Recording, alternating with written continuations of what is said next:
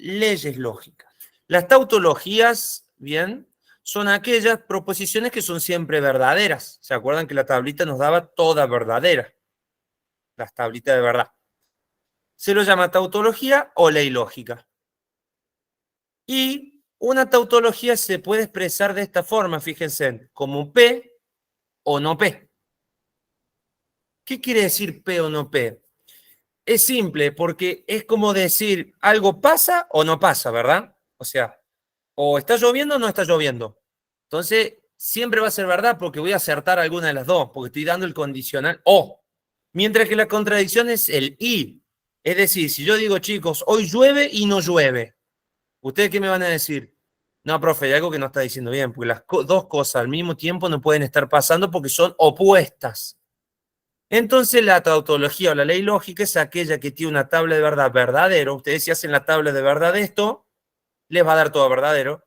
Si hacen la de la contradicción, les va a dar todo falso. Entonces, en base a eso es lo que se definen las leyes lógicas. ¿Bien? En donde, fíjense en todas las que tienen acá, la 1, la 2, la 3, la 4, que yo lo había puesto acá también, si no recuerdo mal, acá, para que lo vean más grande, la 1, la involución, la idempotencia, la conmutatividad, asociatividad, distributiva, leyes de De Morgan, y yo agregué dos más. En realidad, fíjense, la primera es la involución, que básicamente dice que la negación de la negación es la proposición directa. ¿Sí? La conjunción de la misma proposición equivale a la proposición original, así como la disyunción. Cualquiera de las dos de una proposición consigo misma equivale a la misma proposición. Existe la conmutatividad de la conjunción, es decir, yo puedo dar vuelta, esto no cambia mi tabla de verdad. Quiere decir que este lugar, este lado y este lado tienen la misma tabla de verdad. Así para con la disyunción, existe la propiedad asociativa, existe la propiedad distributiva, o sea, yo tengo tres proposiciones, fíjense, esto lo puedo escribir como el R distribuido primero con el P, acá, el símbolo entre medio y el R distribuido con el Q. Finalmente, acá llegan las dos más importantes, porque la ley de De Morgan, que en la clase pasada algo charlamos de esto, dice que la negación de la disyunción, ¿sí?, es igual, acuérdense que esto simboliza que lo de este lado tiene la misma tabla de verdad que esto, es igual a la conjunción de las negaciones. Es decir, cuando yo niego una disyunción, se transforma en una conjunción y se niegan las dos proposiciones que están afectadas. Y lo mismo pasa con la conjunción. La negación de una conjunción de proposiciones es la disyunción de la negación de cada una de las proposiciones. Y esta yo le agregué que es que el condicional equivale lógicamente, o sea, a menos P disyunción Q. O sea, escribir esto como condicional o escribir esto como disyunción es exactamente la misma tabla de verdad. Y la negación del condicional es equivalente a esta expresión de acá, es decir, a la conjunción de P con no Q. ¿Para qué me sirve esto? Porque cuando yo tengo solamente conjunciones y disyunciones, puedo aplicar todas estas propiedades. Fíjense en que estas propiedades son para conjunciones y disyunciones. Entonces yo podría aplicar cualquiera de estas propiedades. El 27A me pide, utilice las leyes de De Morgan para negar las siguientes proposiciones. Y me dice 5 menos 1, 4 y 9 más 12 y distinto de 7. Eso es lo que yo escribí acá. 5 menos 1 igual a 4 y 9 más 12 distinto de 7. Yo nombro, fíjense, como P a este primer término y nombro como Q a este segundo término. Entonces, esta expresión finalmente queda como P y Q. ¿sí? Como P y Q. Entonces, si yo tengo que aplicar la ley de De Morgan, que me pide acá, utilice las leyes de De Morgan para negar la proposición, entonces, ¿qué voy a decir? Voy a negar esa proposición P y Q. La voy a negar. ¿Cómo la niego según la ley de De Morgan? Vengo y la veo. ¿Qué me dice? Que la negación, sería esta de acá abajo, la negación de la conjunción es la disyunción, o sea, cambio el operador y niego las dos proposiciones. Entonces, vengo a lo que escribí y digo, cambio el operador, si el operador era conjunción, va a tener que ser disyunción. ¿Y qué hago con P? ¿Cómo lo escribo? Negada. Y Q, No, Q. el 27D.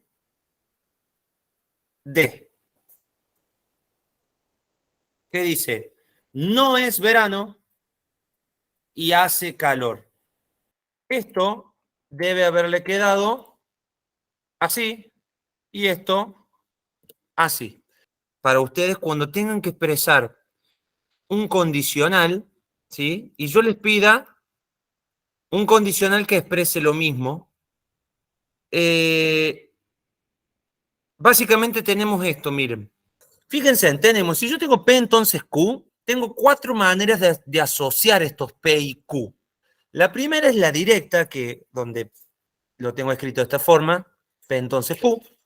Tengo el contrarrecíproco, que fíjense, primero va el no Q y después entonces el no P.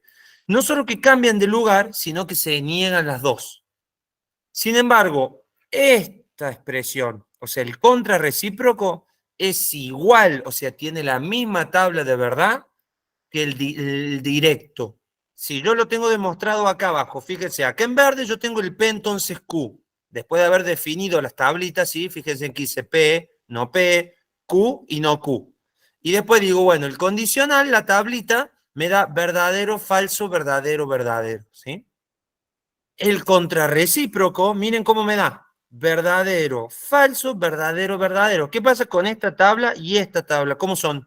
Iguales. Eso quiere decir que esta expresión es igual que esta. ¿Y qué va a pasar ahora? Adelantándome un poquito a lo que preguntaba un compañero de ustedes.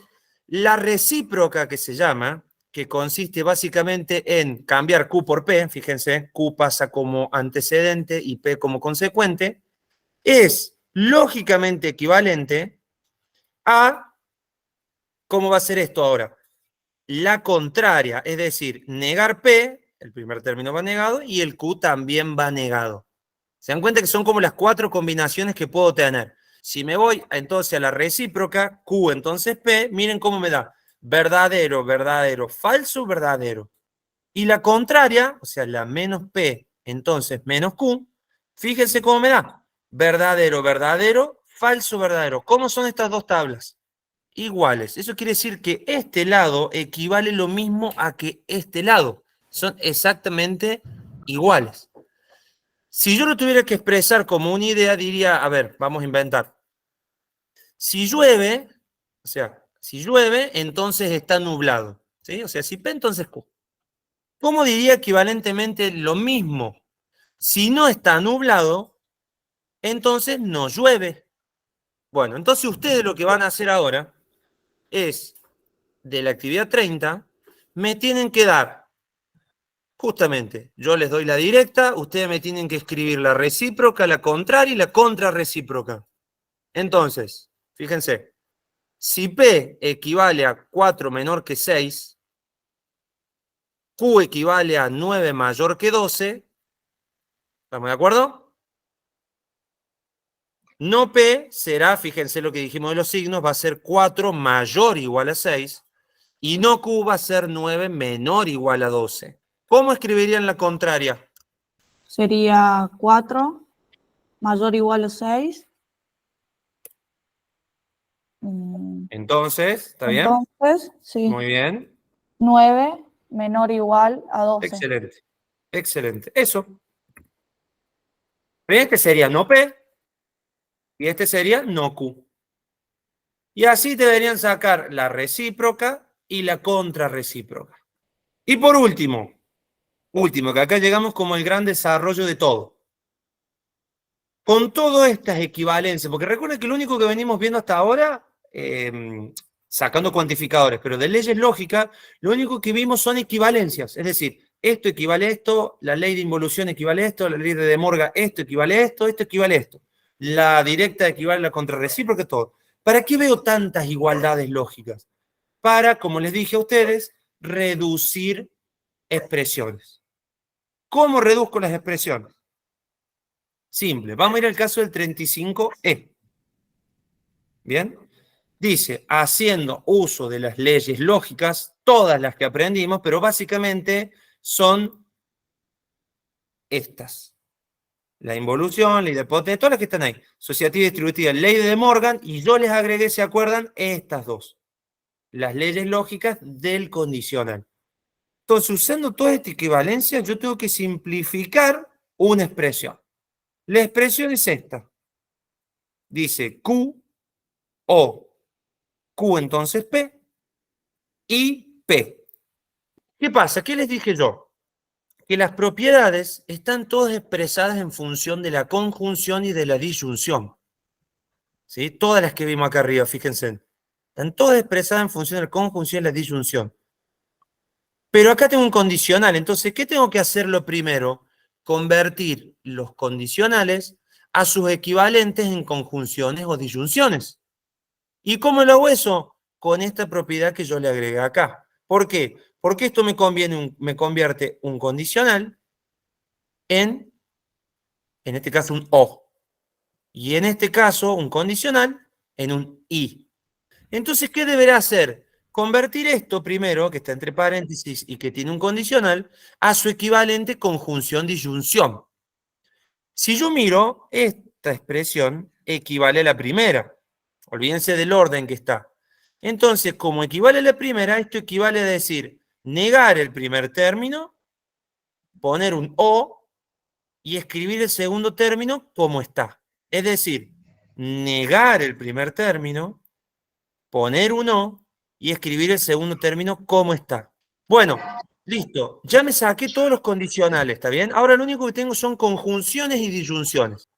Miro otra propiedad. Me voy para arriba y veo la asociatividad. Fíjense que si yo tengo el mismo operador, yo puedo asociarlo como me convenga. ¿Y qué tengo yo acá? Tengo un O y tengo un O. O sea que yo puedo asociar, en vez de asociarlo así, puedo asociarlo así. Esto es una tautología. ¿Qué quiere decir? Que esto siempre va a ser verdadero. Lo voy a anotar así. Verdadero. O, déjeme que lo escribo, O, P. ¿Bien? Y esto, voy a terminar la escritura, y esto, I, P. ¿Vieron? O sea, todo esto lo reemplacé porque es una tautología como su equivalente a verdadero. Si yo digo que algo es verdadero, o P, verdadero o P, ¿cuál es el resultado de esa operación? Del O. Es verdadero, porque con que uno sea verdadero, ya. Es decir, que esto equivale a que yo ponga verdadero, ¿sí? Y ahora todo esto lo simplifiqué por un verdadero. Directamente escribo I, P. Entonces, para terminar, chicos, fíjense lo que quedó acá. Quedó verdadero y P. ¿Qué pasa con la tabla de verdad del I? Cuando tengo de un lado un verdadero y del otro lado algo que puede tener dos valores. Va a ser siempre P. Muy bien. ¿Por qué? Porque si P es verdadero, el valor de verdad, ¿cómo va a ser? Verdadero. ¿Y si es falso? Bien, entonces el resultado final, chicos, de todo esto es que todo esto que yo les di acá, todo esto equivale simplemente a haber puesto Si este operador fuera al revés, o sea, si fuera otra vez el O, este resultado sería verdadero. ¿Qué quiere decir, profe? ¿Cuántas soluciones puedo tener entonces a una proposición compuesta cuando la simplifico? La respuesta es la siguiente. Puedo tener 3 tipos de soluciones. Que todo esto se me convierta en verdadero, como sería el caso si acá tengo un O. Que todo esto se me convierta en falso. O que todo esto se convierta en otra proposición cualquiera, ya sea simple o compuesta, que pueda ser o verdadero o falso.